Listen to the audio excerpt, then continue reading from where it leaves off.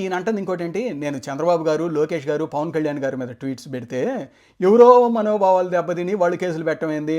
ఏదైనా ఉంటే వీళ్ళు కేసులు పెట్టాలి, వీరి కుటుంబ సభ్యులు పెట్టాలి కదా అన్నట్టు మాట్లాడుతూ ఉన్నారు.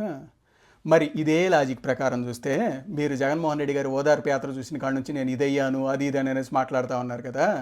మరి రాజశేఖర రెడ్డి గారు చనిపోతే ఊళ్ళలో వాళ్ళు ఎవరో చనిపోయారు 100 మంది అని కదా ఆయన ఓదార్పు యాత్రలు చేసింది. మరి రాజశేఖర రెడ్డి గారి ఇంట్లో వాళ్ళకి ఎవరికి ఏమీ కాలేదు, కానీ ఊళ్ళలో వాళ్ళందరూ చనిపోవటం ఏంటి? అలాగే ఈయన జగన్మోహన్ రెడ్డి గారిని పట్టాభి గారు ఏదో ఒక మాట అన్నారు అని అనేసి ఇంకెవరో మనోభావాలు దెబ్బతిన్నాయి అని గొడవలు చేయటం ఇవన్నీ చేశారని కదా ఆయన జగన్మోహన్ రెడ్డి గారు చెప్పింది. మరి అప్పుడు ఈ లాజిక్ అర్థం కాలేదా? అంతెందుకండి, మీరు చంద్రబాబు నాయుడు గారు ఎన్టీఆర్ గారి మధ్య 95లో జరిగిన ఏదో ఇన్సిడెంట్ దాని మీద నాకు ఎన్టీఆర్ ఫ్యాన్గా చంద్రబాబు గారి మీద ఒక ఇది ఉంది, అందుకనే ఈ సినిమాలు తీశాను ఇది అని చెబుతూ ఉన్నారు కదా. మరి అసలు ఎన్టీఆర్ గారికి చంద్రబాబు గారి మీటర్లో దానికి మీ మనోభావాలు దెబ్బతింటం ఏంటి? మీరు ఇది అవటం ఏంటి? దాన్ని ఇప్పటిదాకా గుర్తుపెట్టుకోవటం ఏంటి?